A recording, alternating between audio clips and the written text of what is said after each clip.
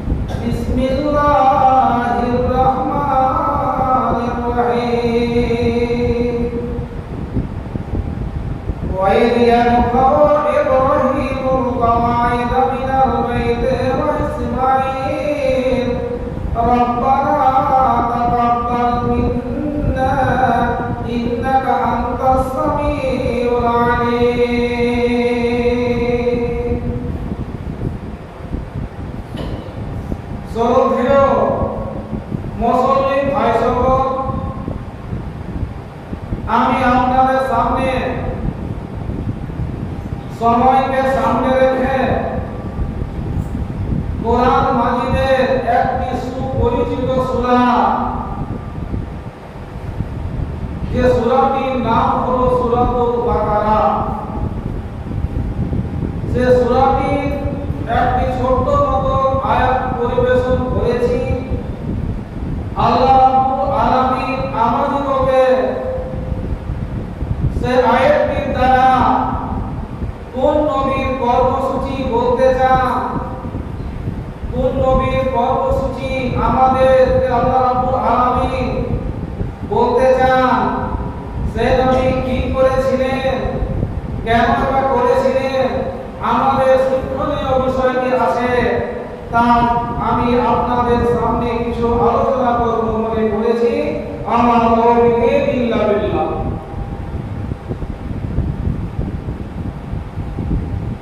আমরা কয়েকদিন আগে যে ঈদটা পালন করলাম, যে ঈদের নাম হলো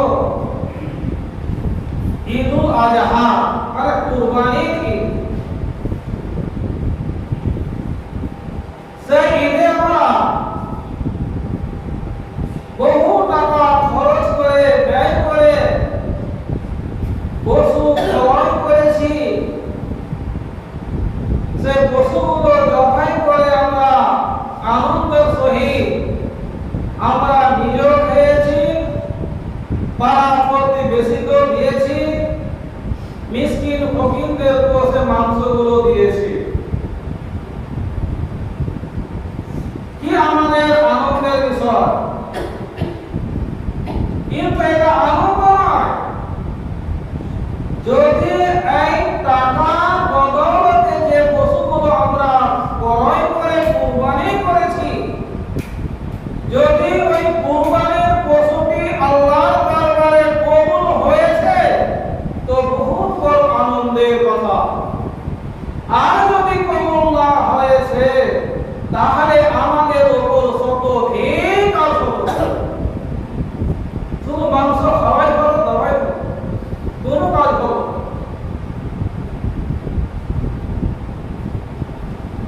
এটাকে কেন্দ্র করে আপনাদের সামনে একটি পরিবেশন করেছে, যে কোনো কাজ আল্লাহর রাস্তায় করব, আর যদি ওই কাজটা আল্লাহর জন্য না হয়, লোককে দেখানোর জন্য হয়, তাহলে ওই আমল আল্লাহর দরবারে আল্লাহ কবুল করবেন না।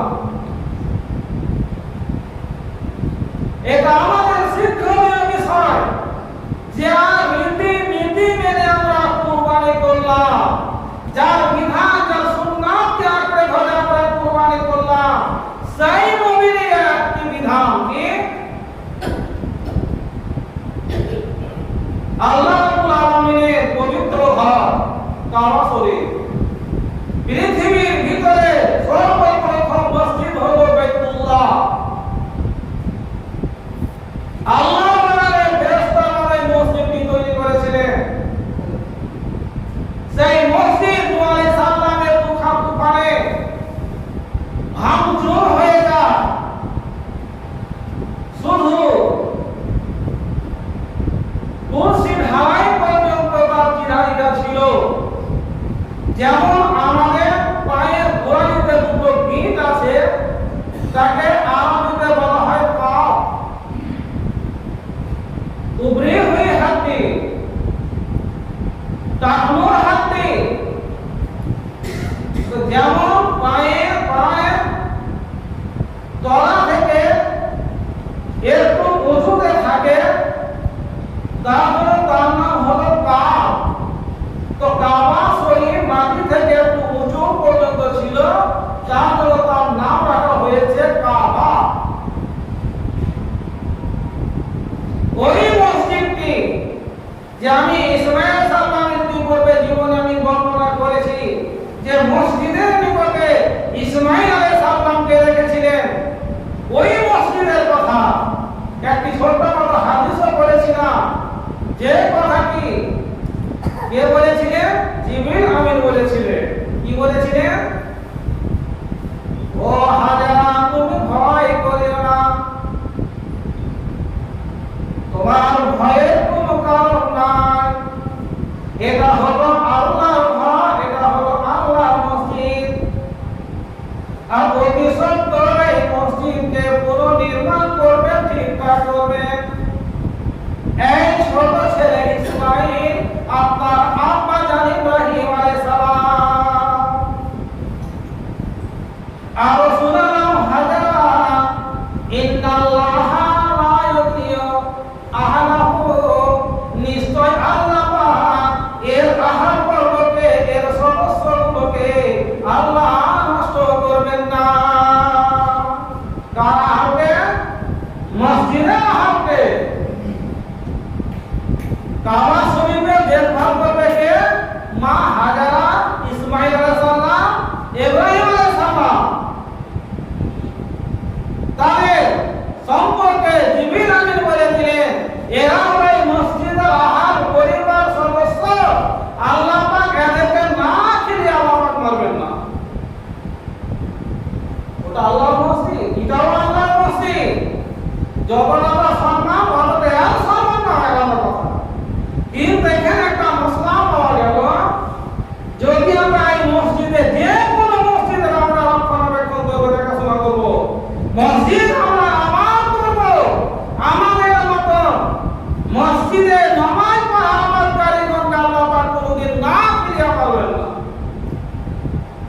তারা নামাজ পড়বো কবে? তো মসজিদ বানিয়ে দিয়েছি, বাতাস ছেড়ে আছে, কোনো কথা নেই, পারে মসজিদের আহাল পরিবার নেই। তো ওই মসজিদকে পুনর্নির্মাণ করছেন কে? আল্লাহ ব্যাপারে ইব্রাহিম আলাইহিস সালাম আর কে? ইসমাঈল আলাইহিস সালাম। দুজনে ঠিক করছে, একজন রাজমিস্ত্রি হয়েছে আর একজন রেজা হয়েছে। রাজমিস্ত্রি কে হয়েছে? ইব্রাহিম আলাইহিস সালাম। রেজা মুনিশ কে হয়েছে? ইসমাঈল আলাইহিস সালাম। ইনারা দুজন কাজ করছেন, কাজ করেই যাচ্ছেন, কাজ করছেন আর আল্লাহ পাকের দোয়া করছেন। কি করছেন? রব্বানা তাকাব্বাল মিন্না ইন্নাকা আনতাস সামিউল আলিম। হে আমাদের রব, হে আমাদের আরশের মালিক আল্লাহ, এটা তোমার ঘর, আর তোমার ঘরকে আমরা বাপ বেটা মিলে তোমার অর্ডারে, তোমার আদেশে আমরা ঠিকঠাক করছি। আল্লাহ রাব্বুল আলামিন, আমরা বাপ বেটা মিলে তোমার ঘরকে পুনর্নির্মাণ করছি। উদ্দেশ্য আমাদের তোমার ঘর যেন আবাদ হয়। আল্লাহ রাব্বুল আলামিন আমার এবং আমার ছেলে ইসমাঈলের এই কর্মগুলো, এই কাজগুলোকে তুমি কবুল করে নাও। ইসমাঈল আলাইহিস সালাম কাজ করতে কি আছে? কাজ করার পরে কত সুন্দর কথা বলা হচ্ছে।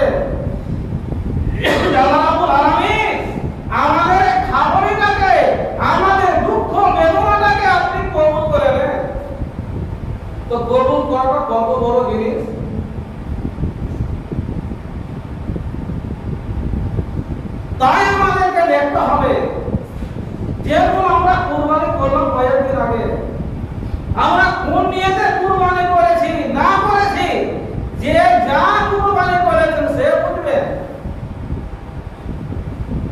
কোন পুঁজিতে আমরা কুরবানি করেছি, হালাল টাকা দিয়ে না হারাম টাকা দিয়ে, যে করেছে সে বুঝবে। তাহলে আমি আপনি বুঝতে পারবো যে আমাদের কুরবানি করুন হলো কি হলো না। ইমাম বুখারী রাহমাতুল্লাহ আলাইহি উনার লিখিত কিতাব সহিহুল বুখারী, জামিউল বুখারী দুই খণ্ডে মিলে একটি হাদিস নিয়ে এসেছেন ইমাম বুখারী রাহমাতুল্লাহ আলাইহি 13 জায়গাতে। 13 জায়গাতে একটি হাদিসকে বারবার নিয়ে এসেছেন। যে হাদিসটা মিশকাত শরীফের প্রথমে আছে আর বুখারী শরীফের প্রথমে হাদিসটি আছে। হাদিসটি হলো ইন্নামাল আমালু বিন্নিয়াত। নিয়াত এমনই একটি সূক্ষ্ম বস্তু, নিয়াত এমনই একটি সূক্ষ্ম জিনিস, ওই নিয়াতের উপরে আমল সন্তানের বেটা বেটিদের সমস্ত আমল নির্ভর করে। যতগুলো আমল আছে সর্বপ্রথম হলো নিয়ত। নিয়ত যদি ঠিক থাকে তবে সব ঠিক, আর যদি নিয়ত ঠিক না থাকে তবে সব গড়বড় হয়ে যাবে।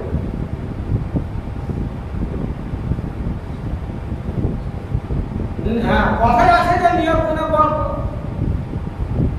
তো কে কে নিয়তে আমরা কি কাজ করেছি সবাই আমরা বুঝতে পারছি। এখন তো রেডিও না, রেডিও সেন্টারে একটা কাটা থাকতো, আপনার সেন্টারে যদি কাটাটা দাঁড়িয়ে যেত তাহলে আপন সেন্টারের ভাষাতে কথা বলতো। এখনো যদি রেডিও আছে তো কথা বলবে, আপন সেন্টারে আপন ভাষাতে বক্তব্য দিবে। কিন্তু যদি ওই সেন্টার থেকে একচুয়ালি পরিমাণ ইধারে উধারে হয়ে যায় তাহলে সেন্টারের কথা বলবে না, অন্য ভাষাতে বলবে। এটা মানুষের তৈরিকৃত সেন্টার।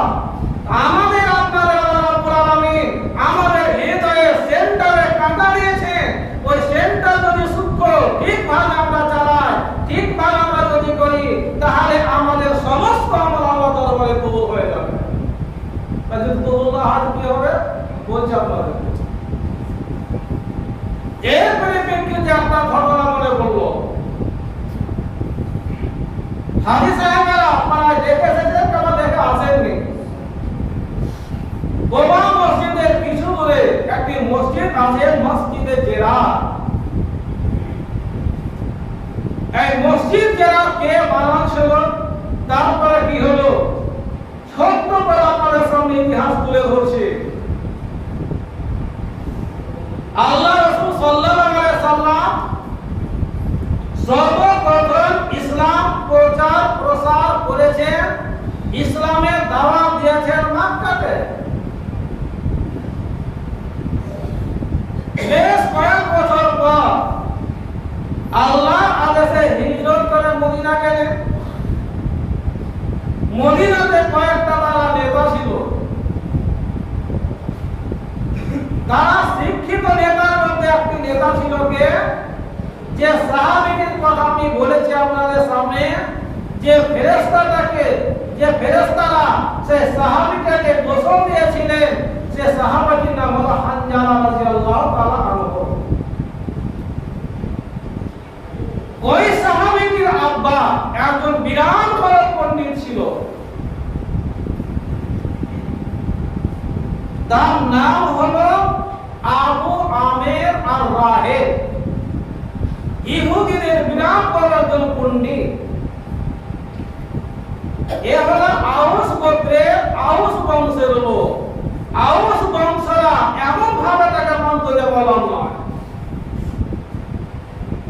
আবু আমের আর রাহেব ওই বংশ লোককে যদি বলতো বসে যাও, বসে যেত, দাঁড়িয়ে যাও, দাঁড়িয়ে যেত, চলে যাও, চলে যেত, চলে আসো, চলে আসতো। এমন ভাবে তারা তাকে মান্যতা দিত, এমন এমনকি অন্য বংশের একটা লোক ছিল, অন্য একটা বংশ ছিল, সেটার নাম হলো খাজরাজ। খাজরা বংশ লোকেরা ছোট থেকে বড় পর্যন্ত তাকে মাথা মতো করে মেনে নিয়েছিল, মানার মতো লোক ছিল তখন। আর যেদিন আল্লাহ পাকের নবী মদিনায় পদার্পণ করলেন, তখন থেকে সে জপতে শুরু করলো যে আমার এখানে আর থাকা হবে না, আমার আজ ফাঁস হয়ে যাবে। আল্লাহ নবীর আসার পূর্বে যেগুলো শরীয়ত ছিল, ভুল ভ্রান্তি করছিল, আল্লাহ নবীর আসার পরে অন্য শরীয়ত চলবে না। ও আবু আমের রাহে তাদেরকে দায় মেরে খেয়েছিল। আল্লাহ নবী স্বয়ং মদিনা চলে গেলে চাকা চলবে না। তাদের কিতাবে লেখা আছে নবী সাহেব সম্পর্কে যাবে কথা। আবু আমের রাহে যখন শুনতে পেল আর দেখতে পেল যে নবীজি আমাদের শহরে চলে এসেছে, সে তখন পাখলি গুছিয়ে কাপড় সামলে মদিনা থেকে মক্কা চলে গেল। এতদিন থাকলো মদিনা, দেখে আমার চাকা চলবে না, মদিনা চলে যায়, মদিনা থেকে মক্কা চলে যায়। যখন অষ্টম হিজরিতে মক্কা আল্লাহ পাক জয় করে দিলেন, তখনই দেখলো আবু আমের এখানে থাকা হবে না, এখানে মুসলমানের রাজ চলবে, এখানে থাকা হবে না। সেখানে পাগলি বেঁধে চলল তায়েফের প্রান্তরে। নবম হিজরিতে তায়েফের লোকেরা প্রায় মুসলমান হয়ে গেলেন। সেখানে সে চিন্তা করলো এখানে আমার চাকা চলবে না। সে পাগলি বেঁধে চলল কোথায়? রোমে। সিরিয়া চলে গেল। সে ছাড়লো কি? মদিনা ছেড়েছে, মক্কা ছেড়েছে, তায়েফ ছেড়েছে। কেন ছেড়েছে? সে কতটা জ্বলেছে, এমন জ্বলেছে আর থাকতে না পেরে রোম সম্রাট হেরাক্ল বাদশার কাছে যে বলছে, ও জাহাপানা, ও বাদশা মশাই, আমার বাড়ি হলো মদিনা, আমরা এই কাজ আমরা করেছি, আপনাকে আমি সুপরামর্শ দিচ্ছি, আপনার সৈন্যকে ঠিক করো আর ইসলামকে দুনিয়া থেকে বিদায় দিয়ে দিন। এইভাবে তার কথা অনুযায়ী কয়েকটা যুদ্ধ হয়েছিল। শেষ যুদ্ধ ছিল তাবুকের যুদ্ধ। আল্লাহ রাসূলের জীবনের শেষ যুদ্ধ হলো তাবুকের যুদ্ধ। আর এটাই হলো সবচাইতে সেনাবাহিনীর দিক দিয়ে বড় যুদ্ধ। আর ওই রোম থেকে চিঠি আদান প্রদান হতো মদিনার মুনাফিকদের সাথে। মদিনায় 12 জন খ্যাত মুনাফিক ছিল। ওই মুনাফিকেরা তার কথা অনুযায়ী একটা মসজিদ তৈরি করেছিল। একটা কি করেছিল? মসজিদ যখন তৈরি করা হয়ে গেছে আর নবী করিম সাল্লাল্লাহু আলাইহি সাল্লাম সে সময়ে মদিনাতে বসবাস করছেন, আল্লাহ নবী জানেন না আল্লাহ নবীর বিনা পরামর্শে তারা মসজিদ তৈরি করেছে। আর যখন মসজিদ বানিয়ে দিয়েছে পাবলিকের 2 নম্বর মুসলমানেরা, তখন তারা বলছে যে মসজিদ তো বানিয়ে দিয়েছি, এবার চলো মুহাম্মদের কাছে আমরা কাকুতি মিনতি করা বলবো যেন আমাদের মসজিদের 2 রাকাত নামাজ পড়ে উদ্বোধন করে দেয়। আর যেমন উদ্বোধন হয়ে গেলে বাস এরকম হবে। ওই ডুপ্লিকেট ওই 2 নম্বর মুসলমানেরা কোনো ফেকেরা দয়া নবীজির কাছে এসেছিল। আর যেমনই বলা নবীজি আমার বললেন, বাবারা এটা তো তোমরা ভালো কাজ করেছো, এমন সময় তোমরা আমার কাছে অভিযোগ নিয়ে এসেছো, এখন আমার যাওয়ার সময় নাই, এখন আমরা সাহাবায়ে কেরামকে নিয়ে পরামর্শ আছি, আমরা তাবুকের প্রান্তরে যাব, আমাদেরকে গাছসানি লোকেরা এখনই আমাদেরকে বাহির হতে হবে। আর এমন সময় যেই যে গরম দেখছেন না, এই ধরনের গরম একেবারে জ্যৈষ্ঠ মাসের দিকে কত দূর রাস্তা, সুবহানাল্লাহ। বাপুর থেকে বর্ধমান স্টেশন 166 কিলোমিটার গাড়িতে যাচ্ছি আমরা, তবু মানে ক্লান্ত হয়ে যাচ্ছি, 3-4 ঘন্টা বসে থাকতে হচ্ছে। সেই যুগে তো গাড়ি ছিল না, খুব যত উঠ ছিল, খরা ছিল, সবার কাছে ছিল না। তো মদিনা থেকে তাবুকের প্রান্ত কত দূর ছিল জানেন? 778 কিলোমিটার উত্তরে। মদিনা থেকে 778 কিলোমিটার দূরে এত দূর নবীজিকে আমার সফর করতে হয়েছে। কিসের জন্য? ইসলামের জন্য। সাহাবায়ে কেরামকে নিয়ে গেছেন। সাহাবায়ে কেরামেরা নবীজির সৈন্য সিপাহী, যেদিন নবীজি আমার সেই সৈন্যদেরকে নিয়ে যান, সেদিন তাদের গন্তি ছিল কত কি? 30,000 সাহাবায়ে কেরাম।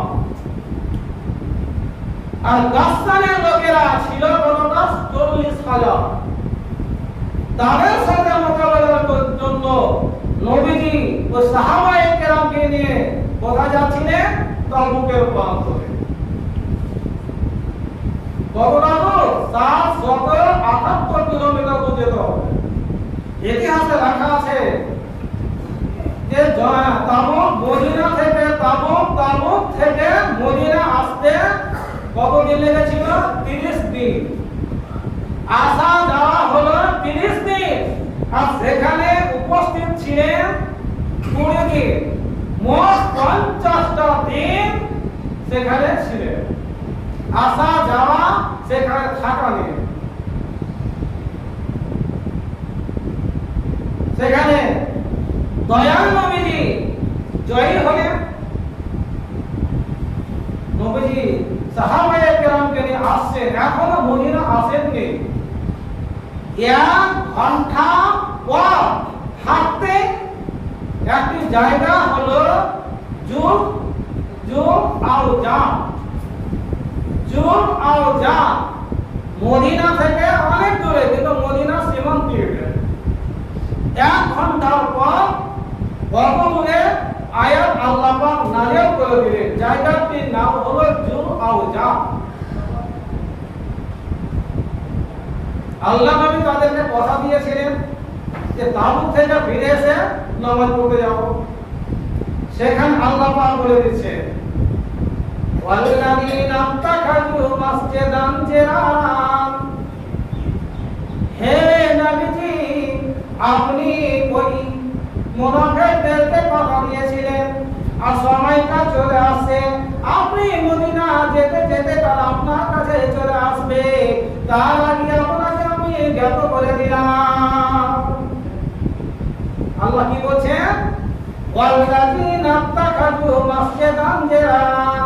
ও নবীজি, যারা কি করেছিল? ক্ষতি সাধনের জন্য মসজিদ তৈরি করেছিল। এটা আসলে মসজিদ নয়, এটা তারা তৈরি করেছিল, এর ভিত স্থাপন করেছিল। এর মধ্যে চারটি জিনিস ভরা আছে। তার ভিতরে হলো একটা ক্ষতি ছাড়া নয়। দ্বিতীয় নম্বর হলো কুফরি করার জন্য। তৃতীয় নম্বর হলো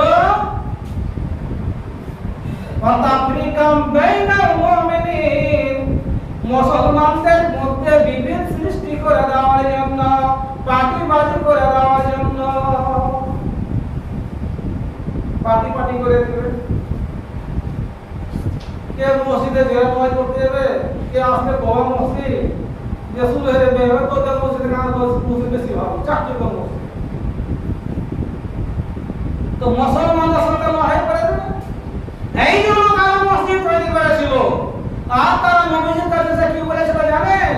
আমরা এই জন্য মসজিদ তৈরি করেছি নবী গো, যে কোন মসজিদ দুর্বল লোকদের জন্য অনেক দূর যেতে হবে, যাবে? প্রচন্ড শীতে, প্রচন্ড গরমে কেমন করে যাবে? অন্ধ লোকেরা, ন্যাংরা লোকেরা কেমন করে যাবে? এই জন্য আমরা আমাদের পাশে মসজিদ তৈরি করে দিয়েছি। কয়টা জিনিস আলোচনা করলেন? চারটি জিনিস। একটি হলো প্রতি সাধনের জন্য, একটি কুফরির জন্য, আর একটি হলো কি মুসলমানদের মধ্যে বিভেদ সৃষ্টি করে দেওয়ার জন্য, চতুর্থ নম্বর হলো ওরা এই জন্য মসজিদ তৈরি করেছিল ইতিপূর্বে আল্লাহ এবং তার রাসূলের সাথে যুদ্ধকারীদের এটা হলো পায়তারার ঘর। সেখানে শিক্ষা দেওয়া হবে, সেখানে প্রশিক্ষণ দেওয়া হবে, এমনি করে তলোয়ার মারতে হবে, এমনি করে তীর মারতে হবে। কাদেরকে মারতে হবে? বলে মুসলমানদেরকে মারতে হবে। তা মসজিদ হলো এই জন্য মসজিদের নাম আল্লাহ পাক বলে দিলেন মসজিদে জেরা। এবার মদিনা চলে গেলেন, বাড়ি পৌঁছে গেলেন। নবীজি আমার বাড়ি আসার পরে প্রথমে যে যে কাজগুলো করতে হয় সেগুলো করার পরে নবীজি আমার তিনজন সাহাবীকে ডাকছেন, আরেকজন সাথে নিলেন, মানে চারজন সাহাবীকে ডাকছেন। এর মধ্যে হলেন একজন মালিক বিন দুকসুম, মালিক বিন দুকসুম।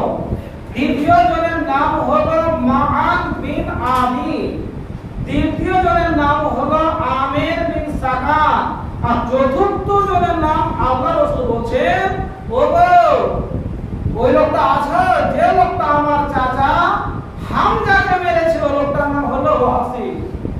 এই চারজনকে দয়াল নবীজি পাঠালেন, যাও ওই মসজিদকে আগুন লাগিয়ে পুড়ে ছাই করে দাও। এবার মসজিদে আগুনটা কে লাগাইলে? ইতিহাসে লেখা আছে, আল্লামা আলবানী সাহেব বলছেন এটা কথা সত্য যে আবু আমের রাহেবের পরামর্শে ওই মুনাফিকেরা এই মসজিদটি তৈরি করেছিল। তো আল্লাহ পাকের নবী যে চারজনকে আগুন লাগাতে পাঠিয়েছিলেন তারাই আগুন দিলেন না কে দিলেন? উনি দুটো সূত্র নিয়ে এসেছেন। একজন সাহাবী বলছেন আমি আগুন লাগাতে দেখেছি, লাগাতে দেখেছি মানে আমি আগুন জ্বলতে দেখেছি। তো কে লাগাচ্ছে এটা আমি দেখিনি।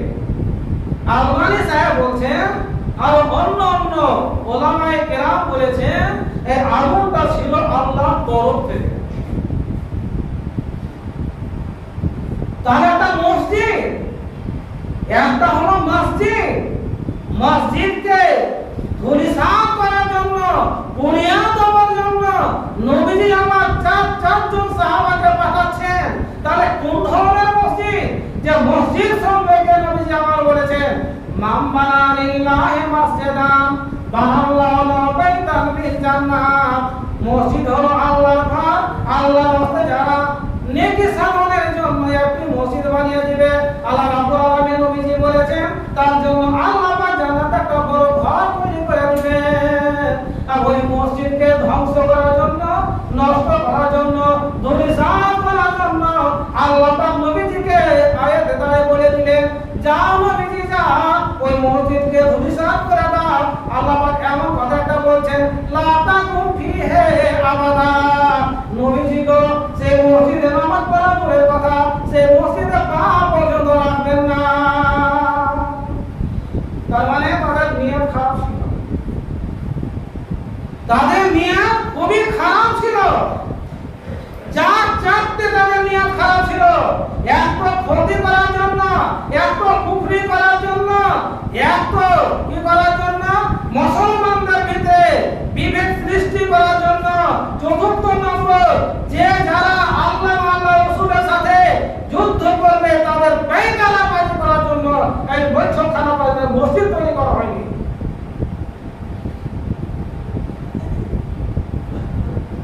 তো আমরা যে কুরবানি করলাম, আমাদের কুরবানি আল্লাহর দরবারে কবুল হলো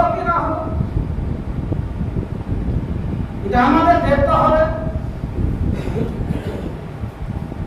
যেমন আল্লাহ নবী ইব্রাহিম আলাইহিস সালাম আল্লাহর কাছে দোয়া করেছিলেন যে আল্লাহ তোমার ঘরকে আমরা পুনর্নির্মাণ করলাম, কত কষ্ট করলাম, আমাদের কর্মটাকে তোমার দরবারে কবুল করে নাও। আমরা যে নমাজ পড়ছি, গরমের টাইম পানি না করার পরে কোনো অসুবিধা হয় না, ঠান্ডা সময়ে বহুত অসুবিধা। যাও সেটা নেকি আলাদা আছে, ওটা আমি বলছি না। যে আমরা নামাজটা পড়ছি, এই নামাজটা যদি রুকু সাজদা অন্যান্য রুকুনগুলো যদি আল্লাহ রাসূলের বিধান অনুযায়ী হয় তো হবে, আর যদি আল্লাহ রাসূল বিধান অনুযায়ী না হয় তাহলে একেবারে বেকার। একজন তাবি ইমাম বুখারী রাহমাতুল্লাহ একটা হাদিস লিখেছেন, একজন তাবি মসজিদে দেখছেন একটা লোক নামাজ পড়ে চলে যাচ্ছে। সে তাবি বলছে, আরে বাবা তোমার নামাজ কত দেখলাম, এই ধরনের নামাজ, এই যেভাবে তুমি নামাজটা পড়বে, এই নামাজটা তুমি কতদিন থেকে পড়ছো বাবা? সে নামাজি বলছে মোটমাট 40 বছর থেকে পড়ছি।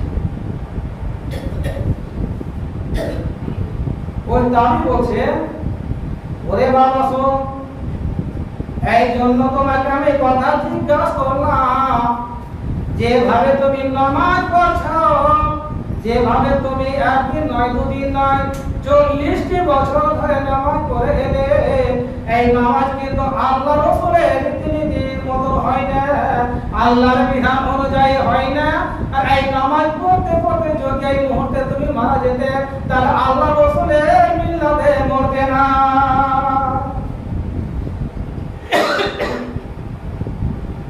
যতগুলো আমরা আমল করছি, আমাদের যদি নিয়তটা শুদ্ধ না হয় তাহলে কোনোদিন শুদ্ধ হবে না, কোন আমল শুদ্ধ হবে না। যদি পিওর আমল না হয় তাহলে কোন আমল আল্লাহর দরবারে কবুল হবে না। কাল কিয়ামতের মাঠে যেদিন আপনার সামনে আমার সামনে প্রত্যেকটা আমলের নেকিগুলো আমার সামনে আসবে, আপনার সামনে আসবে, আপনি মনে মনে করবেন, আরে আমার 20,000 টাকা দামের খাসিটা কোথায় গেল, ওই নেকিটা কোথায় গেল? সেদিন খুঁজবেন কিন্তু পাওয়া যাবে না, পাওয়া যাবে না। সেদিন কিন্তু আল্লাহ পাক বলে দিলেন, আল্লাহ পাক বলছেন আসবাহ কাল্লাবা কাফায়ে, আমল যখন আপনার আমার সামনে আসবে না, তখন আপনার মতো আমার মতো মুনাফিক মুসলমানেরা যারা নিয়ত খারাপ করে যে কাজগুলো করছে, এই হাতগুলো শুধু মুচড়াবে, এটা আল্লাহর বিধান। এত টাকা খরচ আমি বললাম না। তার জন্য এক কবি বলছে, লাইসাল ঈদু লিমান লাবসাল জাদিদ, লাইসাল ঈদু লিমান লাবসাল জাদিদ, ইন্নামাল ঈদু লিমান খাফা ঈদ। আমরা ঈদের দিন মনে করি আনন্দের দিন, ঈদের দিন আমরা ভালো ভালো পোশাক পরিধান করি, স্ত্রীগণ আমরা পাঞ্জাবি শাড়ি পরিধান করি, ভালো ভালো আমরা খাবার খাই, আমাদের ছোকরা ছেলেরা আতশবাজি করে, বোমবাজি করে, আমার ছোকরা ছেলেরা আমাদের পাড়াতে, আমাদের গ্রাম, আমাদের এলাকাতে জুয়া আলোচনা করে, জুয়া তারা প্রোগ্রাম ঘুরে দেয়, যা যাবতীয় কাজ করে। যদি কেউ মানা করতে চায় তখন তারা উত্তরে বলবে, এটা হলো আমাদের আনন্দের দিন, হলো আনন্দের দিন।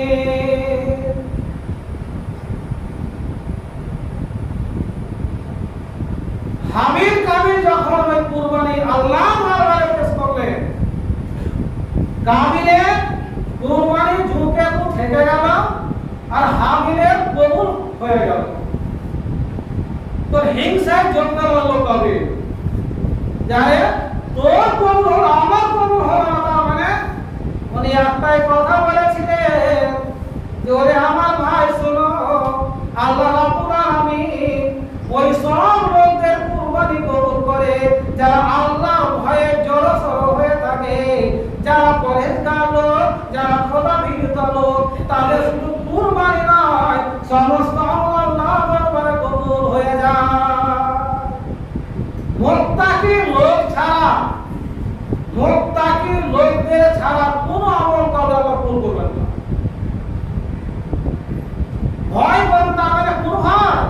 হে আল্লাহ রাব্বুল আলামিন, আমি তোমার ভয়ে জড়সড় হয়ে হারাম টাকা না নিয়ে হালালি টাকা নিয়ে আমি একটা কুরবানি ক্রয় করেছি।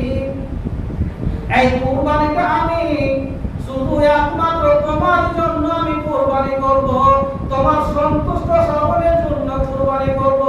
হে আল্লাহ রাব্বুল আলামিন, তুমি আমার কুরবানিকে কবুল করে নিও। তাহলে আল্লাহ পাক কবুল করবে। তা আমরা বুঝি কি খাওয়া দাওয়া কাপড় পরা মারা চড়া খেত মাছ করা এটাই হলো আনন্দের দিন। কবি কি সুন্দর কথা বলছেন, ইন্নামাল ঈদ লিমান লাবাসাল জাদিদ। ওরে দুনিয়ার বাবাজিরা, তোমরা মনে করছো ঈদের দিন ভালো ভালো পোশাক পরিধান করার নাম ঈদ। এটার নাম আসলে ঈদ নয়, এটার নাম আসলে ঈদ নয়। ইন্নামাল ঈদ লিমান খাফা ওয়াইদ। ওই লোকটার জন্য ঈদ যে লোকটা আল্লাহর ভয়ে ঈদের দিনে কান্না করবে, ঈদের দিনে আল্লাহর ভয়ে জড়সড় হয়ে থাকবে। ঈদ তো দুটাই, একটা হলো কুরবানির ঈদ, একটা হলো রমজানের ঈদ, ঈদুল ফিতর। তো এক মাস যে আমি রোজা করলাম, এই এক মাস রোজা আমি খেয়ে না খেয়ে মোটা ভুঁড়িকে শুকিয়ে পাতলা করে দিলাম, আমার রোজা আল্লাহ কবুল করলেন কি না করলেন সেই চিন্তায় আমাকে আপনাকে করে থাকতে হবে। ঈদ বলে আমাকে হাতে তুলে থাকলে হবে না। লাইসাল ঈদু লিমান তাবাক্কা বিলহুম, ইন্নামাল ঈদু লিমান তাবা ওয়া ইয়াম। যে লোকেরা ঈদের দিন ভালো ভালো সেন ব্যবহার করবে, বলে এটা কত টাকা কিনেছো সেন ভাই? বলে 500 টাকায় কিনেছি। কেন কিনেছো? ঈদের জন্য কিনেছি। কি সুন্দর সেন আছে ভাই রে। কবি বলছেন ওটার নাম আসলে ঈদ নয়, ওই লোকটার জন্য ঈদ যে আজকে ঈদ হলো, ঈদের আগে যে কাজগুলো আমার দ্বারাতে পাপাচার হয়েছে, পাপের কাজগুলো হয়েছে, ওই লোকটা যেন ওই পাপে আর জড়িত না হয়, তার জন্য হলো ঈদ। লাইসাল ঈদু লিমান নাসাবাল কুবুর, ইন্নামাল ঈদু লিমান সাবিল মাকদুর। যারা ঈদের দিন বড় বড় ডেকচি করে ভাত রান্না করবে, বুটের হালুয়া তৈরি করবে, বিরিয়ানি তৈরি করবে, আর মুড়িয়া তৈরি করবে, আর মিহিদানা তৈরি করবে, তার জন্য ঈদ নয়, তার জন্য ঈদ নয়। ঈদ ওই লোকটার জন্য যে তার ভাগ্যটাকে ঠিক করে নিল। ভাই জানেরা, আমাদেরকে ঠিক করতে হবে নিয়তকে। নিয়ত আমাদের শুদ্ধ রাখতে হবে। কত লোককে বলছি ভাই একটা কাজ করিও না, তো সে জবাব দিছে আরে নিয়ত ঠিক থাকে সব ঠিকই। নিয়তে কি বুঝে উপর অবস্থা। তোমাদের চাইতে আমাদের নিয়ত ভালো পরিষ্কার আছে। কত নিয়তের ফতোয়া বুঝে বলে দেয়। সুবহানাল্লাহ। যে লোকটার কথা কোরআন মাজিদে আল্লাহ পাক বলে দিচ্ছেন, যে লোকটার কথা নবীজি যেদিন সে মারা যাচ্ছে এমন ওনাকে শোক লেগেছে বলার নাই, সে লোকটা ছিল কে? নবীজির আপন চাচা আবু তালেব। 8 বছর থেকে নিয়ে মোটামুটি যতদিন উনি বেঁচে ছিলেন ততদিন লালন পালন করেছিলেন, দেখাশোনা করেছিলেন। যতদিন আবু তালেব বেঁচে ছিলেন নবীজির শরীরে হাত লাগাতে পারেনি, ওই আবু তালেব যাবে জাহান্নামে। কেন জাহান্নামে যাবে? শুধু নিয়তে একটু গর্ব করেছিল যে নবীজির উপরে ঈমান আনবে। নবীজি এত ভালোবাসতেন, এত ভালোবাসতেন, হাদিসে আছে যেদিন উনি মারা যাচ্ছেন, মরার কিছুক্ষণ আগে যাচ্ছেন, নবীজি দেখছেন কতগুলো গন্ডা বসা আছে, তার ভিতরে আবু জাহেলও আছে। নবীজি বলছেন চাচা যান, এতদিন আমাকে লালন পালন করলেন, আপনাকে সব কথা আনতে পারলাম না, শেষ মুহূর্তে চাচা একবার শুধু বলেন লা ইলাহা ইল্লাল্লাহ, কিছু বলতে পারেন।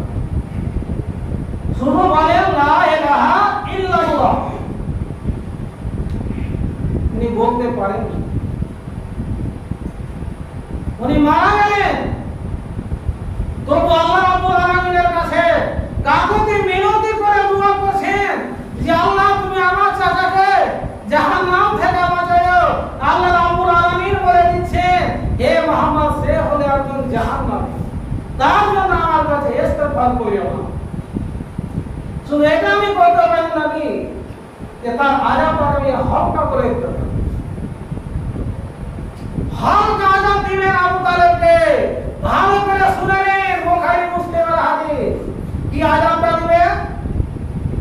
নবীজি বলছেন ইন্না আহওয়ানা আলান নারে আযাবান আবা তালিবিন, কিয়ামতের মাঠে বিচারের পরে হিসাবের পরে আমার চাচা আবু তালেবকে সব চাইতে হালকা জাহান্নামের আযাব দেওয়া হবে। ওই আযাবটা হলো জুতা। জুতা কিরকম জুতা? জুতা হাতে বাঁধা পায়ে পায়ে পায়ে পায়ে পায়ে যখন জুতাটা পরানো হবে, নবীজি আমার বলেছেন ইয়াগনি মিনহু মা'দেমাগহু, ওরে আমার উম্মত বলা আমার চাচার আযাবের কথা তোমরা শুনে না। জাহান্নামের ভিতরে সব চাইতে হালকা আযাব হবে।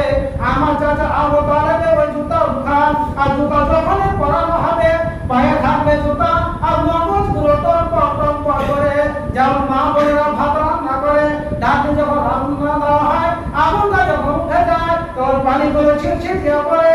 নবীজি আমার বলেন যখন আমার চাচা আবু তালেবকে ওই দুটো জুতা পরানো হবে, তখন মগজগুলো গলে গলে টনটন টনটন করতে করতে শরীর নিয়ে পড়বে।